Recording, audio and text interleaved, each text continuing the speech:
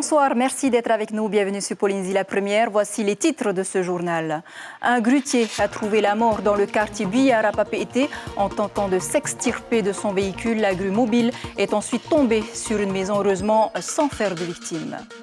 Demain 5 décembre, les services publics de l'État risquent d'être fortement perturbés. En cause, la réforme des retraites.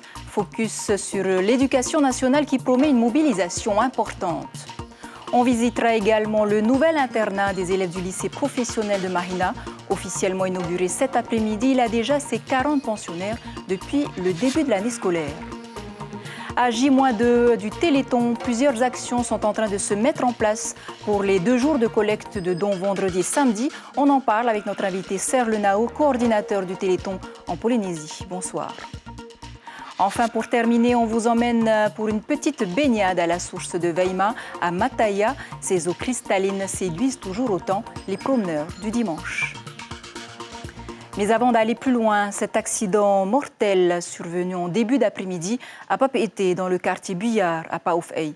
Une grue mobile a atterri sur une maison. Le grutier est décédé sur le coup dans un virage en épingle. Le résumé de Natacha Silagi et Patrick Sinsing. L'image est impressionnante. La grue mobile s'est littéralement encastrée dans la maison en contrebas du fameux virage en épingle. Le conducteur n'a pas maîtrisé le véhicule, il est mort sur le coup. Les locataires ont dû sortir leur fille par la fenêtre. Avec mon mari, on a entendu le bruit, les murs s'effondraient, on a vu la poussière, on est sorti vite de la maison, parce que la terrasse est ouverte heureusement. Et après on a couru sauver notre fille par la fenêtre, parce qu'il était coincé, il ne pouvait pas ouvrir sa chambre. D'accord. Et le camion est tombé dans la chambre de la fille ou dans... Il est tombé en fait dans la chambre des parents, il n'y avait personne dedans. Heureusement. Là. Les parents et leur petite fille sont sains et saufs. Le conducteur, qui a sauté du véhicule en marche, a fait une chute mortelle. Une enquête a été ouverte. Il a sauté, ouais, donc ensuite il a été projeté, il s'est retrouvé contre la barrière. D'accord. Vous pensez qu'il est mort sur le coup ou bien... Certainement, parce que les voisins donc, qui est également à côté, ils ont intervenu tout de suite et il était déjà en arrêt. Il avait 30 ans et s'était rendu sur un chantier sur les hauteurs de Papeete donc, et il était sur le chemin du retour. Et l'enquête déterminera les causes exactes de l'accident. Au chapitre social, veillée d'armes dans les organisations syndicales. Demain, les services publics de l'État seront fortement perturbés. La cause, la réforme des retraites. L'association des parents d'élèves interpelle d'ailleurs les maires de Polynésie à prendre toutes les mesures nécessaires afin de garantir la sécurité des enfants, car les salariés de l'éducation nationale sont bien déterminés. Stéphane Ratino, Hubert Liao. Sur leur tableau d'écolier, les enseignants ont écrit leurs griefs parce que, disent-ils, après avoir fait et refait leur compte, la retraite sera dans le futur soustraction. D'ailleurs, toute la fonction publique d'État, mais pas qu'elle, sera concernée par la future réforme. A priori, un système à points avec une base de calcul sur toute la carrière est envisagé, d'où la contestation et la grève de demain. Sachant que nous, en Polynésie, on sera désindexé par rapport à la retraite, donc on aura une retraite désindexée. Donc le pouvoir d'achat déjà est une baisse de 30%. Donc en plus de ça, on aura cette réforme qui va venir impacter donc, à cette répartition de points, qui est une chose aberrante parce qu'on ne peut pas confondre tous les corps de métier. Chacun a ses spécificités et là, ils voudraient mettre tout ça dans un pot commun. Bien sûr, une journée de grève, c'est un rituel, un parcours à Papeete avec pour finale le Haut Commissariat. La question sera... quelle intensité pour la mobilisation? Dans le monde enseignant, elle promet d'être forte. Dans certaines communes, les écoles seront totalement fermées. Les hypothèses syndicales parlent d'une mobilisation à 90% dans le premier degré et plus de la moitié des personnels en collège et lycée. La mobilisation sera très forte. On pense atteindre 90% de la mobilisation dans le premier degré. Nous appelons d'ailleurs tous nos collègues à venir sur la place Veilleté parce qu'il faut qu'on montre que nous sommes mécontents face à cette nouvelle réforme qu'on veut nous imposer. À ce jour, la réforme n'est pas votée, elle est en gestation. La pression sociale est forte. Elle pourrait se poursuivre en fonction de l'avancée des discussions et de la mobilisation de demain. Et sachez que les maires des communes de Huahine et de Fa'a informent les parents d'élèves que les écoles élémentaires et les CJA de Huahine et Fa'a seront fermées à cause justement de cette mobilisation du personnel de l'éducation. À Moorea, c'est le calme plat sur le piquet de grève de l'Intercontinental. Pour l'instant, beaucoup moins de monde donc depuis le début du mouvement. Seuls 7 représentants du personnel résistent encore. Mais en attendant, cela commence à coûter cher. Et à l'approche des fêtes, eh bien, le personnel souhaite retrouver un peu plus de sérénité. Le point avec Suliane Favnek et Sandrouli. On est un peu fatigué de ce qui se passe actuellement. Parce que c'est bientôt Noël, les gens ont besoin de travailler. C'est vraiment une situation qui perturbe tout le monde. L'hôtel est presque vide et les réservations bloquées. 2 grèves en seulement 3 mois, alors les conséquences sont lourdes. J'ai pas été gréviste, pas du tout, mais par contre, je trouve que cette grève quand même a quand même pénalisé beaucoup l'hôtel par rapport à la longueur de la grève, qui après ça s'est enchaîné encore une autre grève. La majorité des salariés grévistes ont repris le travail. Cette décision du syndicat Ooeto et Erima fait suite à l'abandon du point de revendication sur la réintégration des 4 salariés soupçonnés d'harcèlement sexuel. Ces derniers souhaiteraient saisir le tribunal du travail. En prenant l'indemnité sans que les accusations n'ont pas été approfondies et puis les blanchir, donc ils ont préféré saisir le tribunal. Vu la situation, je ne vois pas où est l'intérêt de maintenir le point dans les négociations. 3 points restent sur la table, la restructuration de l'entreprise, le reclassement du personnel, mais surtout la compensation financière pour les jours de grève. On risque fort de rester sur le piquet pendant les fêtes, jusqu'à ce qu'ils reviennent autour d'une table et qu'on puisse discuter calmement. Du côté de la direction de l'hôtel, pas question de lâcher sur ce point de revendication. Le paiement des jours de grève ou la compensation en congés payés, sur les 46 jours de grève, ils n'ont pas été ni payés ni compensés. Et ça, c'est une règle qui a été posée et qui ne changera pas. Pour l'heure, aucune négociation n'est prévue. Les 2 parties campent sur leur position. Ils l'attendaient depuis longtemps. Les élèves du lycée professionnel de Mahina ont inauguré aujourd'hui leur nouvel internat en présence des autorités du pays et de l'État. Un établissement flambant neuf en complément des 2 autres déjà existants. Les pensionnaires ont d'ailleurs organisé un spectacle pour l'occasion. Ce nouvel internat accueille déjà une 40aine de pensionnaires depuis le début de l'année, car un peu plus de la moitié des 622 élèves est hébergé sur place, à l'image des étudiants des îles venus décrocher leur diplôme, leur passeport pour l'emploi. Le reportage de David Chang. Donc le lit tout rose, c'est mon lit. Elles sont 6 par chambre, car depuis quelques mois, ce nouveau bâtiment permet d'accueillir une 40aine d'élèves des îles. 60% des internes viennent de très loin. Heimiti a quitté sa famille de Rangiroa il y a 2 ans et demi. Pour moi, c'est surtout ma famille qui manque dans mon atoll. Mais pour ça, on a des occasions aussi, comme les week-ends, pour sortir voir aussi un peu de la famille. Pour moi, ça fait du bien quand même de rester un peu. Parce que pour le moment, ce qui m'importe, moi, c'est mes études avant tout. L'internat, un premier pas en société pour ses élèves. Il leur permet de s'épanouir. Hier, ils préparaient un spectacle de fin d'année et l'inauguration du nouveau dortoir, des activités qui n'empêchent pas la réussite scolaire. Le fait de bénéficier de l'internat est un élément très positif en termes de résultats scolaires et plus exactement au niveau des résultats aux examens. En moyenne, on se rend compte que nos élèves, quand ils bénéficient de l'internat et de l'encadrement éducatif de cet internat, ont des moyennes, pas des moyennes mais plus exactement des résultats à peu près de plus 5 à plus 8 points par rapport à nos élèves demi-pensionnaires et externes. L'accompagnement des élèves se fait toute la journée, tous les jours. Les douches, les repas, le couvre-feu à respecter. Ici, il y a des élèves qui arrivent de tous les archipels et qui ont parfois besoin de plus que d'un encadrement. Beaucoup d'affection, donc il faut beaucoup communiquer avec eux et voir s'ils n'ont pas des soucis d'écart avec la famille, surtout les premières semaines. Et là, on est content puisqu'en décembre, ils vont regagner leur famille dans les îles. Les élèves éloignés ne rentrent chez eux que pendant les grandes vacances. Après la fête de fin de semestre ce soir, ils rejoindront leurs îles pour passer la fin de l'année en famille. Voilà un investissement d'environ 170 millions de francs cofinancé par le pays et l'État pour cet internat.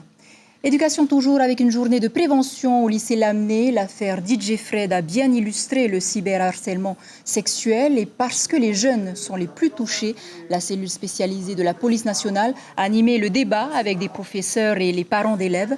L'objectif étant bien sûr d'informer pour éviter des vies gâchées, comme on a pu le voir dans l'affaire DJ Fred où certaines victimes ont tenté de se suicider. Les précisions d'Éric Aspinas, président de l'association des parents d'élèves, au micro de Patrick Sinsing.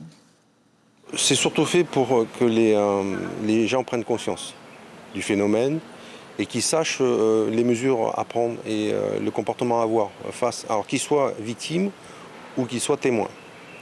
C'est pas pour dénoncer, ça n'a pas un côté répressif. Aujourd'hui, les interventions qu'on demande à la DSP, c'est plutôt pour informer le public et les parents. Voilà, et la prévention routière se poursuit également du côté de Mahina. L'opération Échange ton casque a été victime de son succès et n'a pas pu satisfaire toutes les personnes venues pour l'occasion. Seulement 70 casques étaient disponibles cette fois en échange d'un bon de 7500. Les scooteristes avaient le choix d'acheter des casques d'une valeur allant de 10 000 à 15 000 francs. Une opération nécessaire qui peut sauver des vies. Voilà, ce sont des images signées Jérôme Lee. Et en cette période de nouvelle lune, attention aux poissons-pierres. Hier, un particulier croyant bien faire est allé promener son chien sur le site très fréquenté du tombeau du roi à Aroué. L'animal qui s'est aventuré dans la mer a malheureusement marché sur l'un de ses 6 lancers. Il en est mort. Sa maîtresse Rotimake a tenu ce matin à mettre des pancartes pour alerter la population du risque. Elle explique à Patrick Tinsing. Ces panneaux-là, c'est parce qu'il n'y a pas d'affiche ici qui prévient qu'il y a des poissons-pierres ici au Platier. Donc là, il y a plein d'enfants qui sont en train de nager et tout ça. Et donc, moi, j'ai peur pour ces enfants, j'ai peur pour les personnes. Si ma chienne, toute petite qu'elle soit, a eu cet accident, je ne vois pas pourquoi des enfants n'auraient pas d'accident non plus. Alors donc, c'est pour prévenir, pour dire attention, il y a des poissons-pierres, il y a danger. Voilà également dans l'actualité le Téléthon, ce numéro, vous le connaissez tous, le 44 36 37. Tous les ans, vous faites un don pour aider la recherche à lutter contre les maladies génétiques. Avec nous pour en parler, Serge Lenaour. Bonsoir, merci d'être avec nous. Bonsoir. En Polynésie, de nombreuses personnes souffrent de maladies génétiques rares. La maladie d'Alport, par exemple, la myopathie, pour ne citer que quelques-unes. Où en sont les recherches actuellement ? Alors, les recherches avancent, ça fait plus de 30 ans que le Téléthon existe et grâce au Téléthon, la recherche a permis d'abord de trouver quels étaient les gènes qui étaient déficients pour de très nombreuses maladies rares et puis maintenant de plus en plus on arrive sur des solutions thérapeutiques. Donc il y a des maladies qui commencent à trouver des thérapies qui permettent aux enfants d'espérer guérir. Voilà. Vous pouvez nous donner un exemple, la myopathie peut-être ? Alors la myopathie de Duchenne, par exemple, qui est l'une des plus graves et l'une des plus courantes, effectivement, il y a des tests actuellement aux États-Unis, en France, avec des tests de thérapie génie. La thérapie génie, c'est vraiment révolutionnaire. C'est l'idée qu'on puisse guérir le gène directement à la source grâce à un vecteur médicament qui serait apporté directement dans la cellule déficiente. Ce sont des tests qui ont été testés sur l'homme ?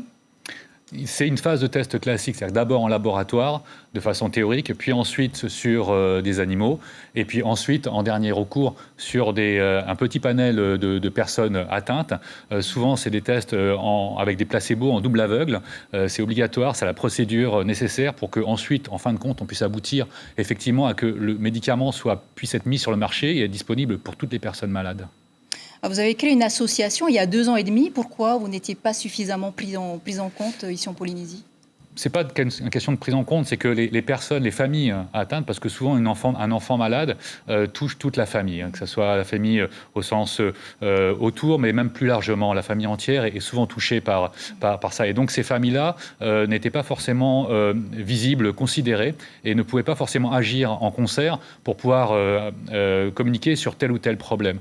Donc voilà, cette association qui existe en métropole, il y a dans plein de régions, plein de départements, il y a des associations de de familles malades, enfin familles touchées par la maladie. Ça n'existait pas en Polynésie d'associations de familles contre les maladies. Qu'est-ce qu'il reste à faire en Polynésie, justement? Il y a encore plein de choses à faire. Donc c'est vrai que la CPS et la prise en charge de nos enfants est relativement correcte grâce à des structures comme la FRAT ou grâce évidemment à la prise en charge par la CPS. Mais malgré tout, il y a encore beaucoup de choses à faire. Donc par exemple, les AVS au niveau scolaire souvent ne sont pas suffisamment nombreuses, où il y a des problèmes de disponibilité. Et il y a des problèmes aussi de transport des enfants ou même des personnes, plus globalement, des personnes malades. Donc il y a encore plein de travaux et plein d'idées à développer pour faire avancer les choses. Est-ce que vous avez le sentiment que le gouvernement est à votre écoute? Alors, c'est ça. Le gouvernement est à l'écoute, mais c'est surtout grâce aux lois. Les lois sont là pour cadrer. Maintenant, on ne pouvait pas plus faire un aménagement, que ce soit un bâtiment ou des trottoirs, sans que ça soit accessible aux personnes handicapées. Voilà. Donc, c'est aussi ces lois-là qui font avancer les choses. Et donc, le Téléthon sert aussi à communiquer. Ça fait partie des missions, communiquer et faire avancer la visibilité des personnes malades ou en situation de handicap à travers dans notre société. Alors pour en revenir donc au Téléthon, puisqu'il y a les 2 jours, là, vendredi et samedi, quels sont les temps forts? Alors, il y a des grands standards, comme évidemment la vente des t-shirts, depuis des années maintenant, est présente dans les différents centres commerciaux. Il va y avoir le 44 36 37 qui sera disponible à partir de vendredi matin et jusqu'à samedi soir. Pour les gens des îles ou les gens qui ne veulent pas se déplacer, ils peuvent appeler directement. Et il y aura des actions, il va y avoir du sport, comme le golf. Il y a déjà eu les 6 heures de natation le week-end dernier, il va y avoir du squash. Il va y avoir des actions dans certaines mairies, donc à Papara, comme chaque année. Les îles aussi se mobilisent. Les îles, il va y avoir une fun run à Wapao. Donc bravo les marquises. Il y a des actions à Rayatea et puis à Moorea avec les sapeurs-pompiers de Moorea. Et puis il va y avoir aussi des lycées qui se sont engagés, comme le collège Lamennais qui s'est engagé cette semaine, le lycée Utaone qui est impliqué. Et puis quelques actions comme ça un petit peu qui viennent de sortir, comme par exemple 24 heures de jeux de société qui va être organisé par une association qui s'appelle Tiki Ludique à partir de vendredi soir jusqu'à samedi soir. Donc toutes les informations sont sur la page Facebook du Téléthon Polynésie, sur lequel on essaye d'informer au maximum sur les différentes actions et les moyens d'y accéder ou de les contacter. Merci beaucoup. En tout cas, je rappelle le numéro sur lequel vous pouvez faire vos dons, le 44 36 37. Merci à vous. Et à rappeler également que l'an dernier, 11 millions ont été collectés grâce à vos dons. En sport, focus sur les finales du championnat de Polynésie à vitesse dédié aux scolaires. 450 élèves des écoles et collèges de Tahiti, Moorea, mais aussi de Bora Bora et Huahine étaient au rendez-vous. 250 mètres de distance pour les minimes cadets, 500 pour les U16 et U18. On écoute Michael Retali, directeur de l'USSP, au micro de David Chang. L'objectif avant tout, il est éducatif. Le VAA, c'est une activité comme une autre, c'est un support pour donner le goût de l'effort aux jeunes, pour leur donner envie de se dépasser, pour leur donner envie de pratiquer une activité régulière. Et l'objet du sport scolaire, c'est vraiment de faire en sorte que les jeunes soient en forme, en bonne santé, avec une pratique régulière d'une activité physique.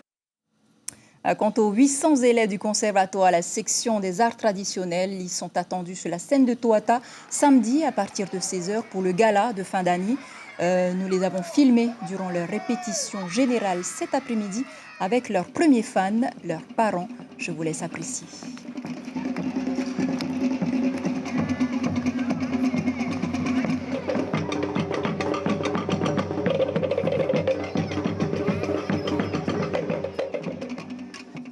Enfin, pour clore ce journal, un instant de détente à la source Waima, lieu incontournable de la côte ouest où les familles polynésiennes viennent s'y baigner. Simple bassin de rafraîchissement ou lieu de purification, à chacun ses croyances. Une chose est sûre, son eau d'une pureté incomparable est puisée au cœur du Fénois. David Kouanon, Patrick Tinsing.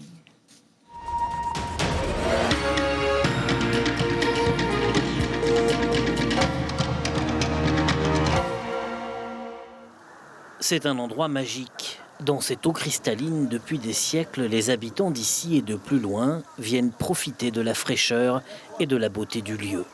Dans cette eau si pure qui descend des montagnes, la vie a trouvé un paradis en dessous et au-dessus. C'est agréable. Le paysage, la nature. Bon, on vient pas souvent, mais c'est un lieu de ressourçage un peu, tu vois. En tahitien, Vaima signifie « eau propre », un nom parfaitement adapté. Dans les temps anciens, les femmes venaient ici pour se laver. La source qui jaillit est réputée pour sa pureté, incomparable.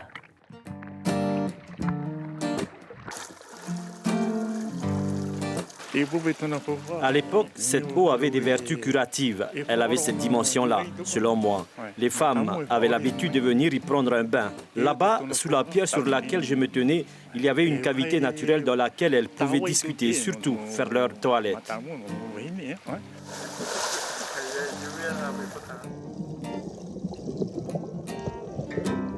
C'est propre, c'est agréable à venir et les spots pour sauter aussi avec les amis. Et il y a une tranquillité. D'après une légende, une noix de coco jetée dans le lac Vahiria, plus haut dans la montagne, serait ressortie par cette source, complètement décortiquée.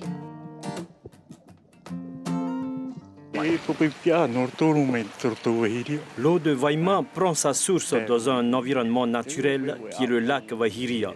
Il existe quelque part un canal en forme de tamis qui permet de filtrer l'eau avant qu'elle n'arrive ici. L'eau de la Vaima possède une force unique. Depuis toujours, la légende s'y mélange à la réalité. Dans cet endroit, le mana est partout. C'est sans doute cela qui plaît tant aux habitants. Voilà, c'est sur ce très beau reportage que se referme ce journal. Je vous rappelle l'info principale de cette édition, cet accident mortel survenu en début d'après-midi à Papeete dans le quartier Buyar à Paoufei. Une grue mobile a atterri sur une maison. Le grutier, âgé d'une trentaine d'années, est décédé sur le coup dans un virage en épingle. Une enquête est ouverte pour déterminer les causes exactes de l'accident. À la une de vos quotidiens, on revient sur cet accident mortel. Donc la dépêche titre « Une grue éventre une maison ». Tahiti Info titre « Chute mortelle à Papeete ». Voilà pour l'essentiel de l'actualité. Merci de nous rester fidèles. 5h30 d'Info Radio à suivre votre série Empire. Très belle nuit sur la première. À demain.